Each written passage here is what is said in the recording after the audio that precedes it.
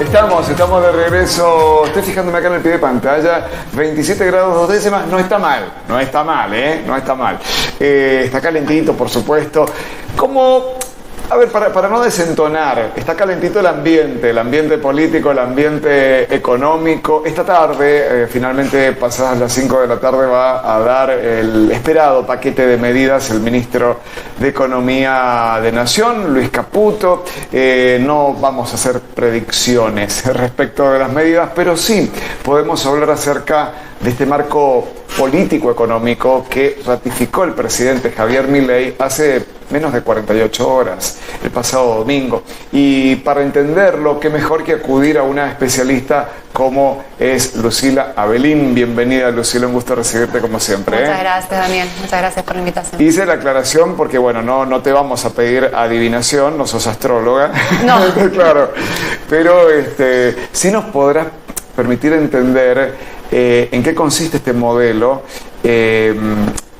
porque yo advierto que por ahí hay algunas miradas sesgadas en un sentido y en el otro, ¿no? Y cuando viene la motosierra viene para todos, ¿no?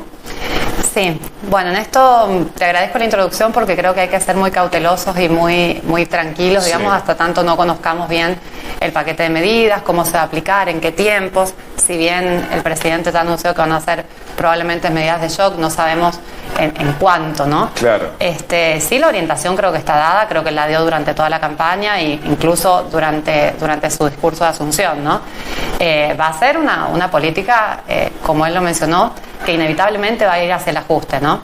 Esto obviamente va a retraer la economía, que de hecho ya viene retraída, o sea, este panorama que él pintaba de esta inflación, ya lo estamos sufriendo. Claro. Entonces, sí es cierto que cuando se aplican modelos o políticas de shock, el comienzo o esa transición, hasta tanto las variables se empiezan a acomodar, suelen ser duros, pero bueno, lo que se ha visto a lo largo de la historia es que quizás son más efectivos cuando se aplican esas medidas de shock, en lugar de hacer algo más gradual, ¿no? ¿Cuáles son los modelos, digamos, si tuviéramos que ver otros países, otras naciones que han aplicado modelos así de... Mira, acá lo tuvimos acá, de hecho.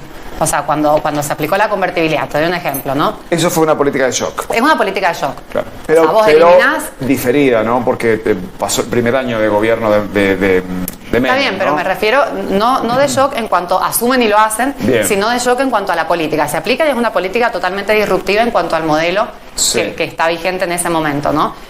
Este ejemplo, bueno, después ves lo que pasa a lo largo del tiempo y que surgieron un montón de otras cosas, pero en ese momento que fue atacar la inflación, digamos, eso se solucionó.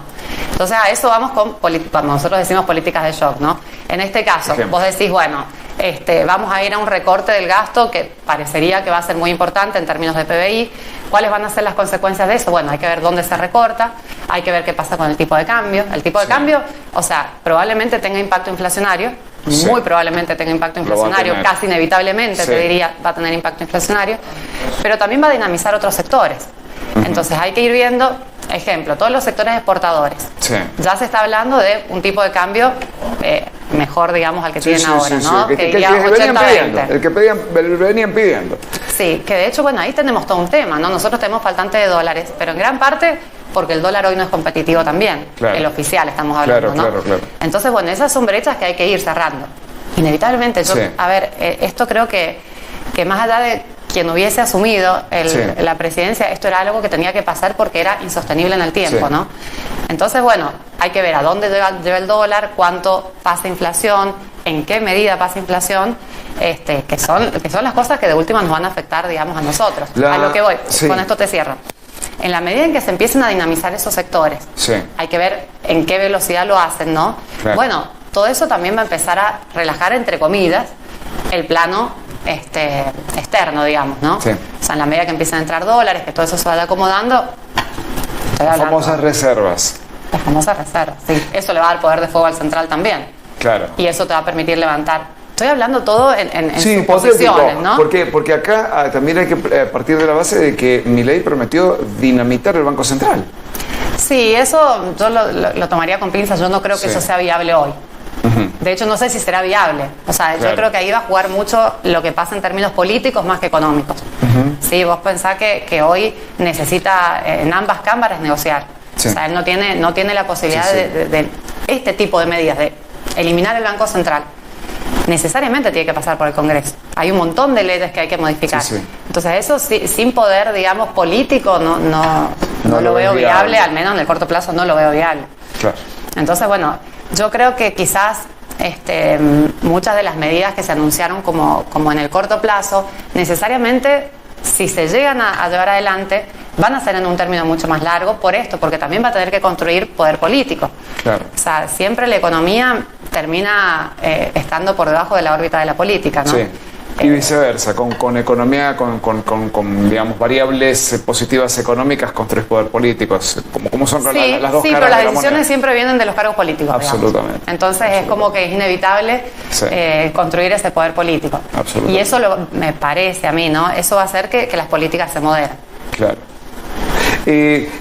La liberación de precios, digo, porque estamos hablando de un fuerte ajuste, es decir, un Estado menos inyector de recursos en la economía interna. Sí, eso está cantado que va a suceder. Devaluación brusca, aparentemente. Sí. Y levantás la regulación de precios o de tarifas también. Y eso, digamos, ¿es positivo? Bueno, de ahí va a venir la recesión. Sí. O sea, esto de que se habla de la estanflación, sí, en gran parte es por eso. Es porque vos haces toda esa liberación y la demanda se va a retraer. O sea, la demanda agregada, digamos, en términos globales, se va a retraer. Por eso te digo, después habrá que ver cuán rápido empiezan a dinamizar estos otros sectores que pueden empezar a traccionar y compensar lo que esté dejando de traccionar el sector público. O sea, porque ahí va a estar el problema. Lo que deja de traccionar el sector público lo tiene que empezar a traccionar el sector privado. Lo mismo con el empleo. Claro. Entonces, hasta que eso sucede, bueno, tenés ese desfasaje, que es el desfasaje que él mismo lo planteó, digamos, como un periodo que va a ser de transición difícil. 18 a 24 meses. Sí, que también es lo que te tarda. Cuando vos emitís, no se ve inmediatamente, eso, bueno, él mismo lo explicó, no se ve inmediatamente en términos inflacionarios, porque hasta que el dinero empieza a circular y pasan un montón de cosas, vos tenés un retardo en términos de tiempo. Claro. Entonces, bueno, ese va a ser el periodo duro, digamos. Claro. Pero bueno, hay que ver cómo se aplican todas estas medidas, cuán intensas son, ¿no? Y cómo responde el sector privado también. A ver cómo es eso, porque a mí me genera muchas dudas. Vos sabés que el otro día lo hablaba con algún referente libertario. Porque claro, están asociando directamente la inflación a la emisión monetaria. Pero sabemos que hay otras variables. Está la concentración en la cadena de formación de precios. Las expectativas. Hay distorsiones también. Muchísimas. ¿Y entonces? Muchísimas distorsiones. Sí, la inflación te diría que es bastante multicausal, ¿no? Claro. Sobre todo en Argentina. Claro, Quizás vos tenés otros países donde la institucionalidad te contiene un poco la cuestión de expectativas porque sos más previsible. No es el caso nuestro. Entonces, eso creo que va a ser uno de los grandes desafíos. Que el gobierno logre mostrar un plan lo suficientemente sólido como para que todos los actores económicos empiecen a alinear las expectativas. En la medida que eso pase, bueno, debería ir... Hablando de la parte de expectativas, ¿no? Si le sumás la contracción monetaria, se complementan, pero hablando específicamente de expectativas. Si vos tenés un panorama para adelante con cierta previsibilidad, partiendo desde un presupuesto que sea creíble, porque hoy en día ni siquiera tenemos un presupuesto que sea creíble, entonces es como muy difícil, ni siquiera desde el sector público tenés una guía. Claro. En la medida en que para adelante se puedan proyectar, te pongo un ejemplo, que vos puedas proyectar tipo de cambio, que puedas proyectar inflación, así sea alta, pero que la puedas proyectar. Sí. Que vos puedas proyectar la cuestión impositiva, que ahí yo creo que va a haber todo un tema. O sea, se está hablando de un paquete de medidas en la cuestión impositiva. De hecho, él lo ha dicho, reducir un montón de impuestos. Sí. Eso debería dinamizar las inversiones también. Obviamente, si vos ves, no sé, empresas que quieren invertir, una gran parte del estudio es la cuestión impositiva. Entonces, si vos decís, bueno, de acá en adelante yo voy a tener 5, 10 años... o 4 años, al menos, de cierta estabilidad en lo impositivo, bueno, vos podés empezar a proyectar inversiones. Claro. Entonces, esas son cuestiones que van a dinamizar al sector privado. La cuestión impositiva no es un tema menor. Claro. No es un tema menor para el sector privado. Ahora, ponele, cuando mirás cuáles son los impuestos que más recaudan, y tenés, obviamente, IVA primero, pero después tenés impuesto país. Entonces, ahí tenés otro tema. Porque vos decís, bueno, listo, el impuesto país, yo no, esta es una opinión personal, no creo que lo saquen ahora. Probablemente eso sí sea gradual. Porque no lo vas a poder sacar ahora a tu segunda fuente de financiamiento. Es el impuesto en la moneda, ¿no? En el tipo claro, de cuando se... Sí. Compra-venta de dólares. Compra-venta de dólares. Entonces, bueno, ahí son cuestiones que hay que ver cómo se implementan. Claro. Porque es cierto, si bien es cierto que se busca reducir los impuestos, ahí que tenés el huevo y la gallina. Claro. Si vos reducís impuestos sin haber reducido el gasto antes, seguís desfinanciando al Estado. Claro, y el otro riesgo también que conversábamos con un asesor de bolsa es que si vos achicás gastos drásticamente, pero también se te caen los ingresos, no estás ganando nada. Bueno, por eso te digo que hay que ver también en qué medida empieza a repercutir el paquete de medidas que se implemente finalmente, ¿no? Porque vos cuando retraes la demanda agregada, obviamente la base sobre la cual vos calculás el impuesto es menor. Claro. Por darte un ejemplo, a ver para que se entienda. Vos calculás IVA, vos cada vez que compras algo, pagas 21% de IVA, ¿no? Bueno, con el tema de las devoluciones que hay que ver qué pasa. Pero redondeando, 21% de IVA. Ahora, si el consumo es menor, también se va a recaudar menos por IVA porque se está comprando menos. Entonces, ese juego es el que seguramente lo tienen obviamente todo medido, pero bueno, que también va a reducir o podría reducir los ingresos del Estado. Y ahí vamos, tengo el tema salarios que lo voy a dejar ahí en un rinconcito, ya vamos a hablar del tema salarios, pero que es el otro gran tema. Pero hablaste de la recaudación y del Estado, y eso impacta en la coparticipación.